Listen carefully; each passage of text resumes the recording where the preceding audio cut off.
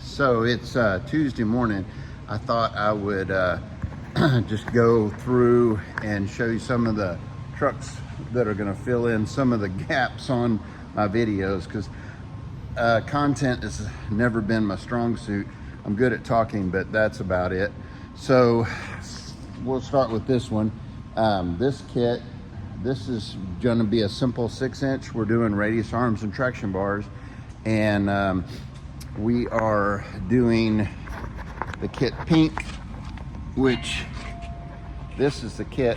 Let me show it to you. Like this is the bucket, and we did a little extra, the inside of the bucket. I don't know how to hold the phone where you'll see it, but anyway, it's two-tone. We did pink on the outside, white emblems, and white inside. And then the rest of the kit's over there. It's gonna have radius arms and traction bars. That truck will be done tomorrow. This is getting a 6-inch Third Coast black kit, matte black with gloss black emblems. This truck is here for some repowder coat. This is a tow pig, and we're already done the overlays, and we got to pull all the parts off. We did some redesign some of the rear parts on the air system, but this is an air ride truck, and his kit is, or his overlays, that's the purple right there. And then this purple, this is a partial kit that we have for a truck, a F-250 that we're going to do tomorrow. All these trucks are going to be done this week. The Chevy and the two Fords, the purple one and the pink one, will both be done this week. And then I'll introduce you to our build-off trucks. So this one, it's a Bronco, 74 Bronco. It's this build is already well underway. So the build on this one is well underway, and it will be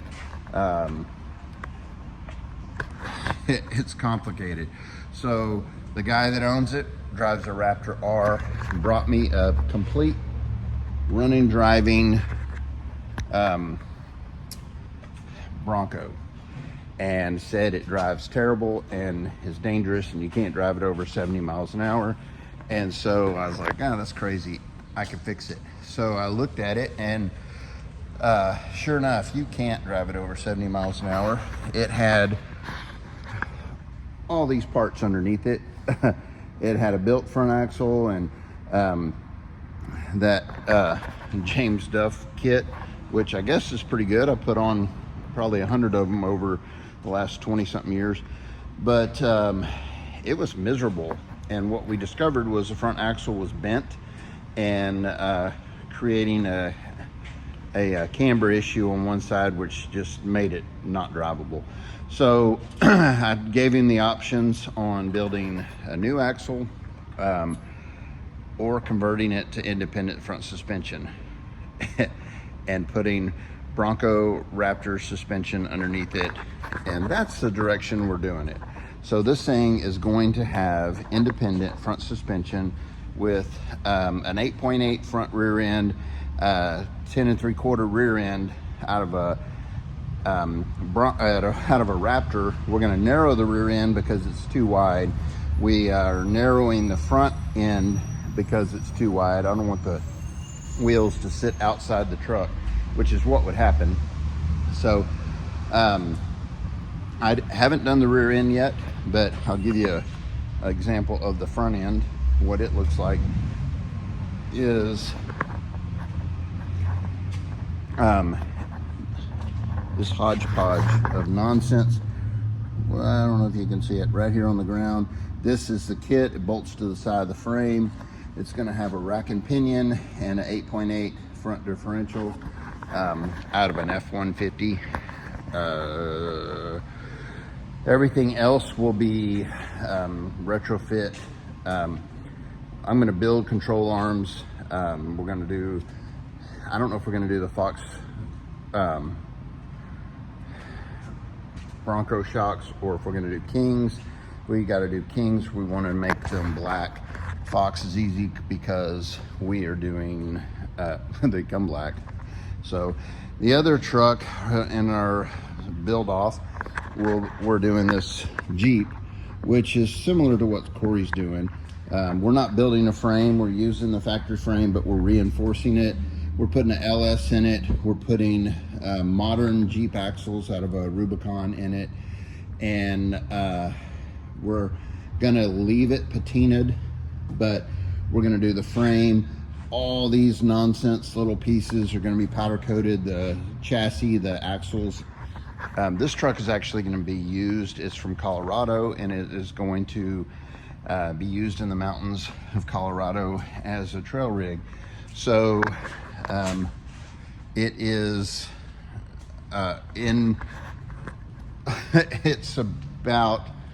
it's actually pretty far along. Waiting for the transfer case to get here so I can fit it, and then we will continue with that. So those are two of the build off trucks. The other one, which is really bizarre and unique, and you'll think unusual as well, is this H3. And you'd be like, H3 and a build off? Yeah, check it out. It's a H3 Alpha, but it's supercharged. And as you can see, the firewall's all done. The frame is also painted candy apple red, beautiful paint. The truck will be painted when we're done with it here. So this is the challenge with this truck. We're converting this to modern, not exactly modern, but 07 to 18 Chevy 1500 suspension, which is undoubtedly the best Chevy suspension they've built for a half ton. We're leaving it half ton, but we're modernizing the suspension with Chevy truck suspension. Not new Chevy truck, because I'm not the biggest fan of this, but the 07 to 18 suspension, I feel like it's a little easier to work with, and the knuckles are smaller. I have more room, so we're converting that to the modern suspension.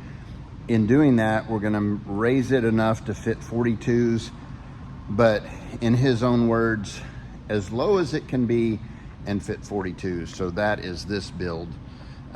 So I have 3 trucks potentially that are SEMA worthy. Whether they go to SEMA or not, some of these people just don't care about that, which I'm that way. I don't care if I go to SEMA or not. I've been enough times, but they end up at SEMA, great. If not, that's fine too. This truck, F-250, is here. As you can tell by the front wheel, it is been crashed, and it's got a bent axle. We're repowder coating all the parts and replacing a few parts that were bent.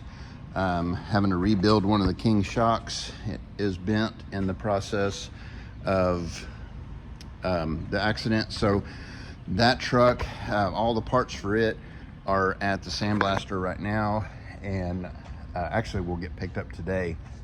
I won't get that much done to that this week because I'm a little overwhelmed with everything else I've got going on. I'm gonna keep walking because there's more.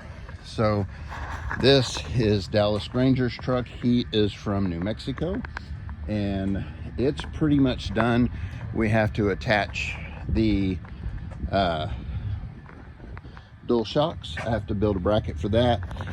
The compression struts, I have to build a bracket for that. We're gonna clean up his frame just to make it presentable for him. I know this was a work truck, a fleet truck for his company, and it was retired, and he just turned it into a toy. So that will be done this week as well. It's close. We just got to kind of connect the dots and do an alignment, and it's ready to go. This is the truck getting the purple kit, which F-250 brand new ish, and then I've got a few others that got to be done this week. This Chevy 1500 is getting traction bars and compression struts. We did an 8-inch lift on it, and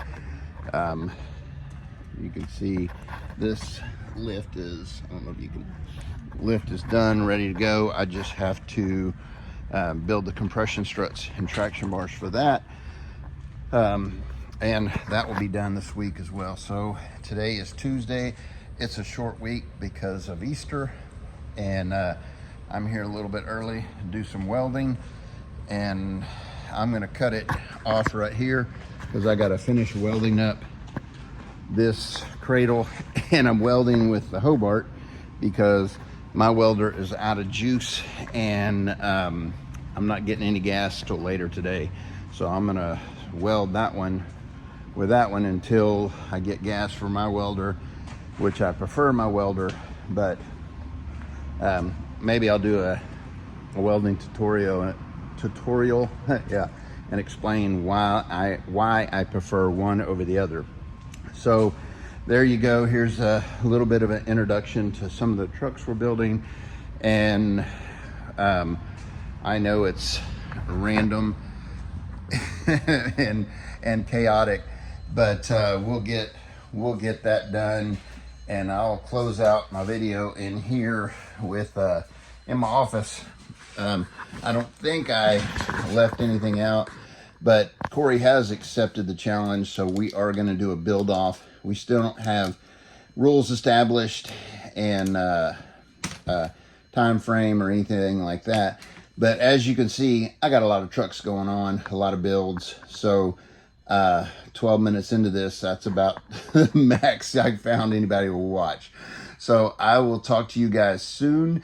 This will be on the YouTube page as video 2, and we'll just keep moving from here and see how this goes. Up to 44 subscribers. So come on. I'll see you guys soon.